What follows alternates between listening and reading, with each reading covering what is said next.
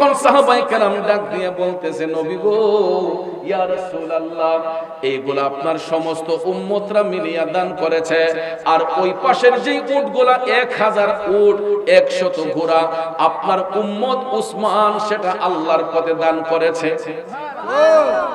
সবাই মিলে যা দান করলেন, হযরতে উসমান একাই তার চাইতে দ্বিগুণ তিনি এই পরিমাণ দান করলেন।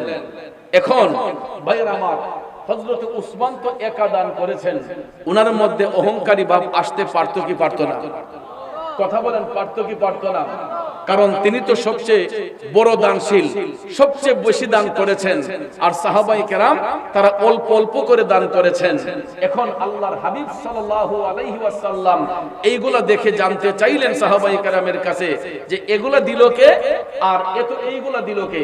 তখন দেখা গেল সবচেয়ে বেশি যিনি দিলেন তিনি হচ্ছেন হযরত উসমান জুন নুরাইন রাদিয়াল্লাহু তাআলা আনহু। আল্লাহ রাব্বুল আলামিনের নিকট ওই সমস্ত ব্যক্তিগুলা কখনো নারাজ হবে না, দুঃখ প্রকাশ করবে না, কারণ যারা ধন সম্পদ দিনে এবং রাতে প্রকাশ্যে এবং গোপনে আল্লাহর পথে সম্পদ যারা ব্যয় করবে, আল্লাহ রাব্বুল আলামিন তাদের জন্য পুরস্কার নির্ধারণ করে রেখেছেন।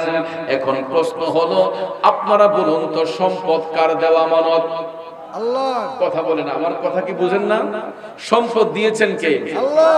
আল্লাহর পক্ষ থেকে এটা আমার আপনার কাছে আমানত। কথা বলেন, ঠিক না বেঠিক? সম্পদ কিন্তু এক হাতে কখনো চিরস্থায়ী হয় না, এটা আপনারা জানেন তো। সম্পদ কিন্তু কারো কাছে চিরস্থায়ী হয়ে থাকে না। আল্লাহ রাব্বুল আলামিন মুহূর্তের মধ্যে বাদশা বানাইতে পারেন, আবার আল্লাহ চাইলে মুহূর্তের মধ্যে ফকিরও বানিয়ে দিতে পারেন। কথা বলেন, ঠিক কি না? এই জন্য কবি বলেছেন, পরের জায়গা পরের জমি ঘর বানায়া আমি রই, আমি তো সেই ঘরের মালিক নই। পরের জায়গা পরের জমি ঘর বানায়া আমি রই, আমি তো সেই ঘরের মালিক নই। কষ্ট হচ্ছে আমার বাবাজিরা, একটু মনোযোগ। আসলে দেখেন, টাকা পয়সা ধন দৌলত এইগুলো কিছুই কিন্তু আমার আপনার চিরস্থায়ী নয়। দুইটা চোখ যদি এই মুহূর্তে বন্ধ হয়ে যায়, আত্মীয় স্বজন ভাই বেরাদ্দ সবাই আমাকে আপনাকে 3 টুকরো সাদা মার্কিন কাপড় পেছাইয়া খাটিয়ার মধ্যে শোয়াইয়া 3.5 হাত কবরের মধ্যে যখন কবরস্থ করে চলে আসবে, আপনারা বলুন, ব্যাংকের কোটি কোটি টাকা কি আমার আপনার কবরে যাবে? কথা বলেন, যাবে? সম্পদ কবরে যাবে না, টাকা পয়সা কবরে যাবে না, সব কিছু জায়গায় থেকে যাবে। আমি আপনি মাটির দেহ মাটির সাথে মিশে যাবে, আমার আপনার মাটির দেহ মাটির সঙ্গেই মিশে যাবে। এই জন্য বাজান, সম্পদ নিয়ে কখনো অহংকার করতে নাই, সম্পদ নিয়ে কখনো বাহাদুরি করতে নাই, ঠিক কিনা বলেন? কিন্তু আমরা দেখতে পাই এই সমাজে কিছু কিছু মানুষ অর্থকরীর মালিক হলে, সম্পদের মালিক হলে তাদের মধ্যে তাকাব্বুরি চলে আসে, অহংকারী ভাব চলে আসে। এমনও বড় লোক আছে আমাদের দেশে, দেখবেন তাদের ড্রয়িং রুমে বসার মতো সুযোগ অনেকের হয় না, ঠিক না বেঠিক? অনুমতি ছাড়া তাদের বাড়িতে প্রবেশ করা যায় না, এমন বড় লোক আছে না নাই?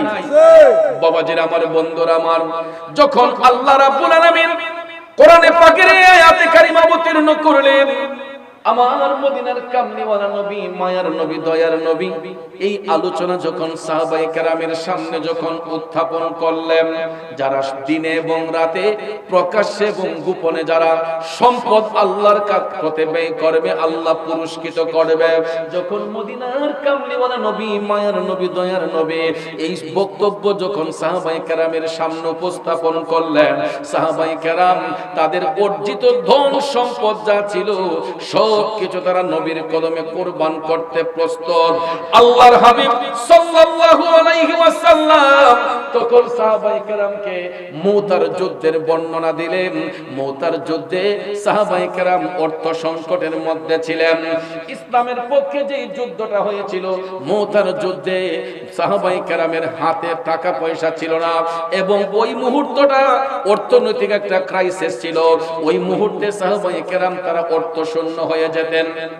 ঠিক ওই মুহূর্তে আল্লাহর হাবিব সাল্লাল্লাহু আলাইহি ওয়াসাল্লাম সাহাবায়ে কেরামের ঈমান পরীক্ষা করার জন্য রাসূল বললেন, সাহাবারা রে, তোমরা আল্লাহর পথে খরচ করো।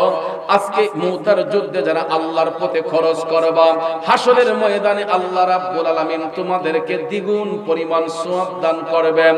যখন নবীজি এই ঘোষণা করলেন, সাহাবায়ে কেরাম যাদের এবিলিটি শূন্য ছিল, সবাই যার যার অবস্থান থেকে তখন ভাইয়ের আমার মুতার মাঠের মধ্যে কেউ একটা উট, কেউ দুইটা উট, কেউ তিনটা উট, এই রকম করে যার যার সামর্থ্য অনুসারে ঘরের মধ্যে যা কিছু ছিল সমস্ত সাহাবায়ে কেরাম একটা মাঠের এক কর্নারের মধ্যে রাখলেন।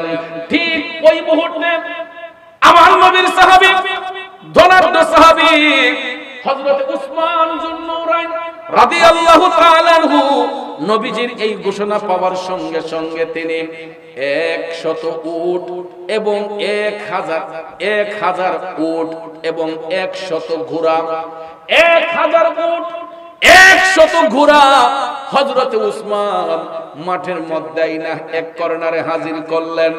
দেখা যায় সমস্ত সাহাবায়ে কেরাম মিলে যেইটা দান করলেন, হযরত উসমান একাই তার দ্বিগুণ। সুবহানাল্লাহ।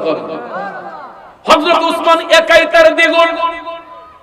আমার মদিনার কামলিওয়ালা নবী, মায়ার নবী, দয়ার নবীজি হুজরা শরীফ থেকে বের হইয়া এই হাজার হাজার উট দেখে, হাজার শত শত ঘোড়া দেখে রাসূল প্রশ্ন করলেন, এইগুলা কে দিল, ওইগুলা কে দিল?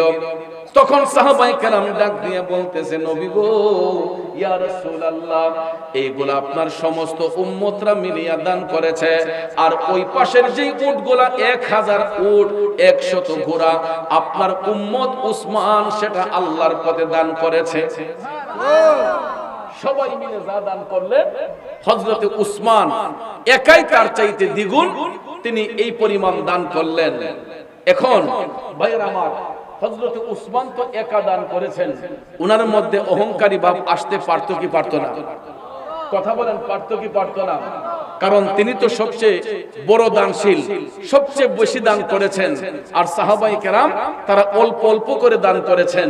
এখন আল্লাহর হাবিব সাল্লাল্লাহু আলাইহি ওয়াসাল্লাম এইগুলা দেখে জানতে চাইলেন সাহাবায়ে কেরামের কাছে যে এগুলা দিল কে আর এত এইগুলা দিল কে? তখন দেখা গেল সবচেয়ে বেশি যিনি দিলেন তিনি হচ্ছেন হযরত উসমান যুন্নুরাইন রাদিয়াল্লাহু তাআলা আনহু। আমার মদিনার কামলিওয়ালা নবী চিন্তা করলেন, ওই মুহূর্তে যদি আমি উসমানকে খুশি করার জন্য বেশি কিছু বলি, আমার গরিব সাহাবাদের মনে একটু কষ্ট চলে আসবে। তখন আমার মদিনার কামলিওয়ালা নবী ডাক দিয়া বলতেছেন, সাহাবারা